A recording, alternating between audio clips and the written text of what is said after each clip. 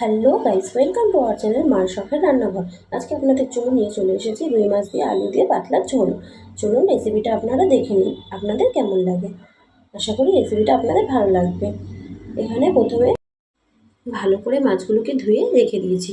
এবারে এর মধ্যে সামান্য হলুদ গুঁড়ো আর সামান্য লবণ দিয়ে মাছগুলোকে আমরা মেখে নিয়েছি। এখানে কিন্তু মাছগুলোকে আমরা মেখে নিয়েছি, সেই ক্লিপটা নেওয়া হয়নি। এবার কড়াই ভালো করে গরম হয়ে আসলে তারপরে এর মধ্যে সামান্য তেল দিয়ে দেবেন। এখানে কিন্তু কড়াই ভালো করে গরম করে নেবেন এবং তেলটাও ভালো করে গরম করে নেবেন, নাহলে মাছগুলো দিলেই সঙ্গে সঙ্গে নিচে লেগে যাবে। দেখুন আমাদের কড়াই দিয়ে কিন্তু ধোঁয়া উঠছে, আমাদের কড়াইটা কিন্তু অনেকটাই গরম ছিল। এবারে মাছগুলোকে একে একে দিয়ে দিয়েছি। একটা পাশ যখন লাল লাল করে ভাজা হয়ে গেছে তখন মাছগুলোকে উল্টে দিলাম। মাছগুলো কিন্তু একদম কড়া করে ভাজবেন না, এরকম হালকা লাল লাল করে ভেজে নেবেন। মাছ ভাজা হয়ে গেছে, এবার মাছগুলোকে আমরা তুলে রেখেছি। এবার আগের থেকে কেটে রাখা কিছুটা আলু আমাদের ছিল, এর মধ্যে আমরা দিয়ে দিলাম সামান্য হলুদ গুঁড়ো আর লবণ। লবণ আপনারা আপনাদের প্রয়োজন অনুযায়ী বুঝে দেবেন। এবার দেখুন ওই মাছ ভাজার তেলে কিছুটা তেল ছিল, তার মধ্যেই আমরা দিয়ে দিলাম দুটো তেজপাতা আর সামান্য রাঁধুনি ফোড়ন। এবার এই আলুগুলোকে আমরা কড়াইয়ের মধ্যে দিয়ে দেব।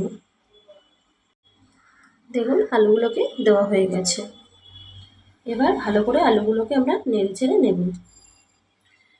গ্যাসের ফ্লেমটা একদম লোতে রেখে আমরা আলুগুলোকে লাল লাল করে ভেজে নেব। গ্যাসের ফ্লেমটা যদি হাইতে রাখেন তাহলে আলুগুলো কিন্তু পুড়ে যাওয়ার চান্স থাকবে। এবার আমরা একটা বোলের মধ্যে সামান্য জল নিয়ে নেব। জলটা নেওয়া হয়ে গেছে, এবার এর মধ্যে দিয়ে দেবো সামান্য হলুদ গুঁড়ো এবং সামান্য লবণ। আপনারা কিন্তু আপনাদের প্রয়োজন অনুযায়ী এই লবণ বা লঙ্কা বাটাটা ইউজ করবেন। এবার দিয়ে দিয়েছি কাঁচা লঙ্কা বাটা। এবার ভালো করে একটু মিশিয়ে নিয়েছি। এবার দেখুন আমাদের আলুগুলো লাল লাল করে ভাজা হয়ে গেছে। এবার তার মধ্যে দিয়ে দেবো এই জলটা। এখানে কিন্তু আপনারা আপনাদের প্রয়োজন অনুযায়ী জল দেবেন, যতটা আপনারা ঝোল খেতে পছন্দ করেন। বেশি জল দেওয়ার দরকার পড়বে না এখানে। দেখুন জল দিয়ে এরকম করে নেড়ে চেড়ে নেবেন। এবার ভালো করে একটু ফুটতে দিয়ে দেবেন। যখন ভালো করে ঝোলটা ফুটে আসবে বা আলুগুলো সিদ্ধ হয়ে আসবে তখন দিয়ে দেবেন মাছ ভাজাগুলো। মাছ ভাজাগুলো দিয়ে একটু আস্তে আস্তে নাড়বেন যাতে মাছগুলো ভেঙে ভেঙে না যায়। এবার মাছগুলো দিয়ে আবারও একটুখানি ঝোলটা ফুটতে দিয়ে দিয়েছিলাম। এবার এই বাটির মধ্যে দেখুন আমরা প্রথমেই ভাজা জিরে এবং ধনে গুঁড়ো বেটে রেখেছিলাম। দেখুন ভালো করে কিন্তু শিলে এটা বেটে নিয়েছি আমরা। এবার এটাকে আমরা মাছগুলোর উপরে দিয়ে দেব। দিয়ে এবার আমরা এই আলুগুলোকে দু তিনটে একটু ম্যাশ করে এর মধ্যে দিয়ে দেব। এই ম্যাশ করে আলুগুলোকে যদি আপনি ঝোলের মধ্যে দিয়ে দেন তাহলে কিন্তু ঝোলটা খেতে খুব সুন্দর হয় এবং ঝোলটা পানসা পানসা লাগবে না, ঘন হবে।